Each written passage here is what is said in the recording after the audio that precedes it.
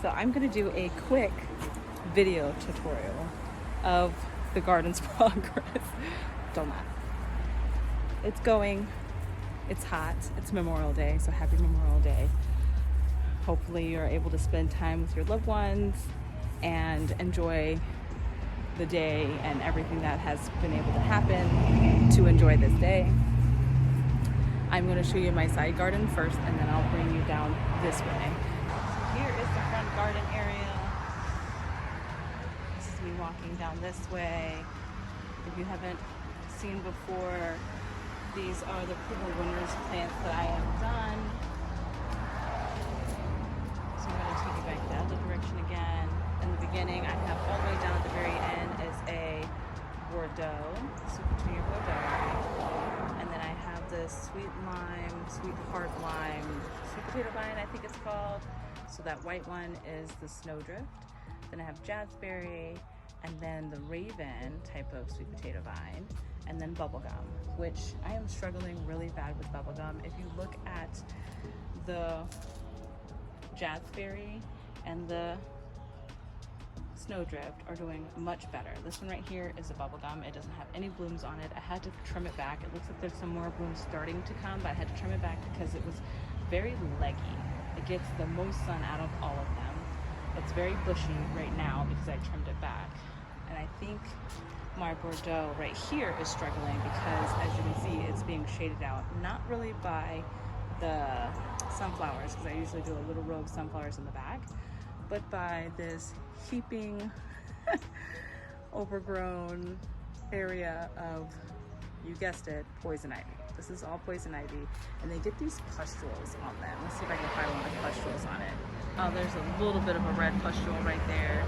And it gets these curly cues on here too, but they sometimes have these pustules, which I believe produces more of, like if that touches you, even if the oil inside the leaves don't touch you, but if the pustules do, you'll get really bad rash with just the pustules. So just brushing up against it, if you have that, like those little pink pustules, those could also cause a rash. This one was looking leggy and I had to trim it back. I didn't have to trim any of the other ones, but I did do the Bordeaux right here, right there, and the bubblegum.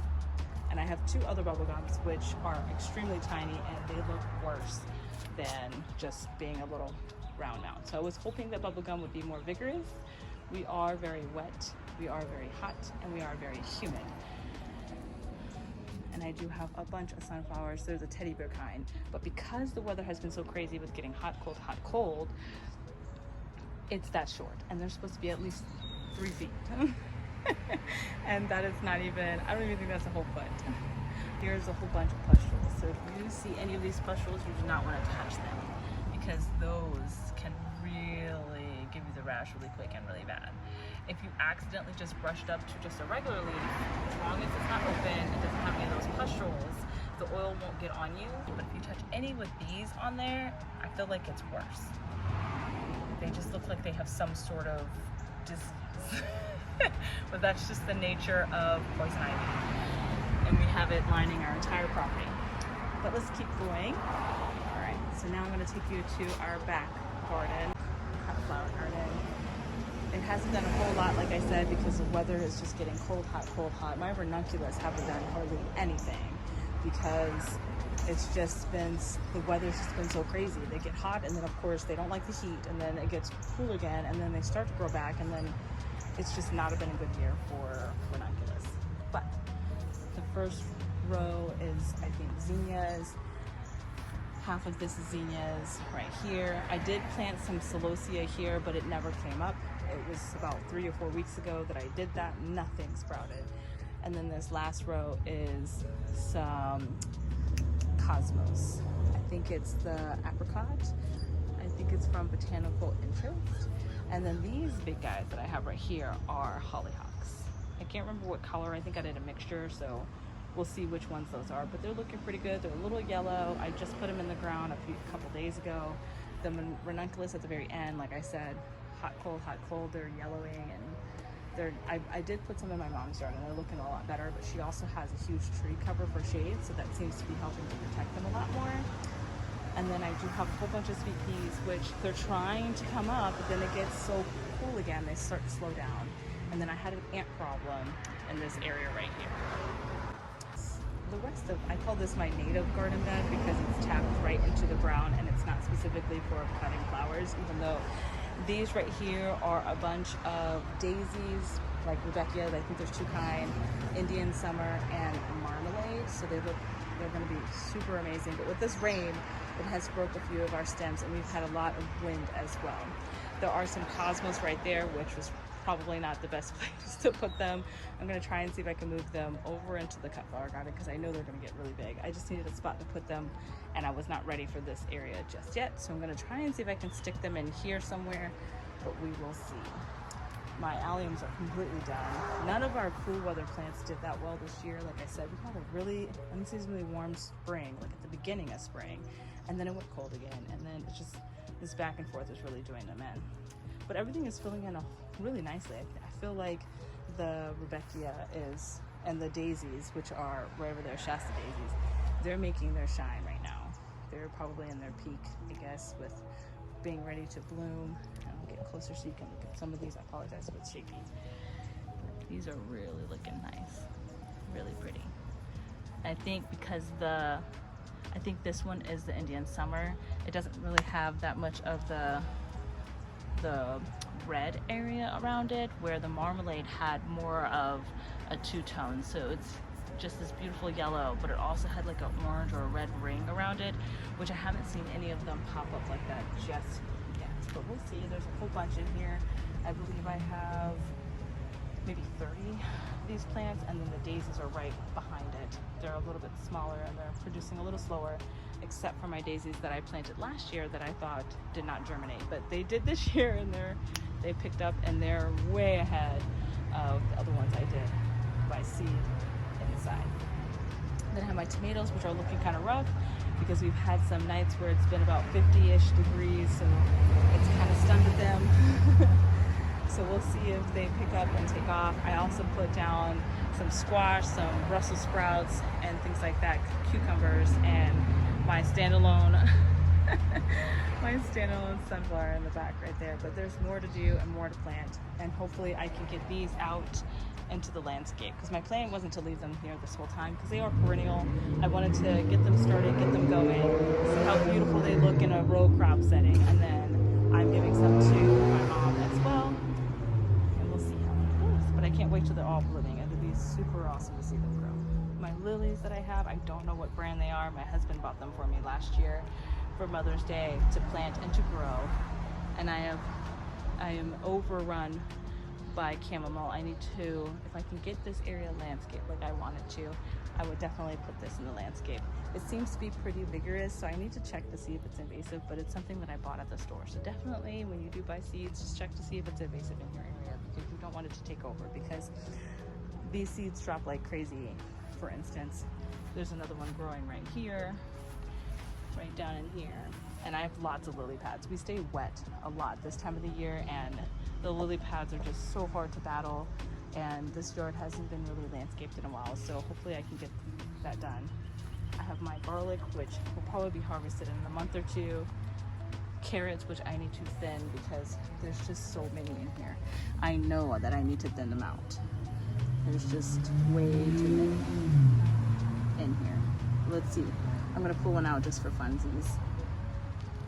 Oh, look how big that carrot is! I'm so excited. Oh, that is the cutest little carrot. I might actually try and eat it. Not right now though. But that is so amazing. Maybe I'll just leave them in here because I did thin them out multiple times already. And I think they have enough space, but as you can tell, when they have this much bush in them, it's hard to see how many is in here. But I think they're spaced pretty good. I tried my best. I'm gonna have to, like, told my husband that when he is home, he's gonna have to square foot this for me because I have trouble. Like, I see the line, it's 2 feet by 4 feet, and I can imagine the line in my head. But when I go to plant, all the rules break. My peas, they are doing really well. My mom loves peas. I need to come out here and pick some more because they are sagging, and I did not have a large enough trellis for this at all. And trying to put up this twine by myself, it's not not doing a very good job.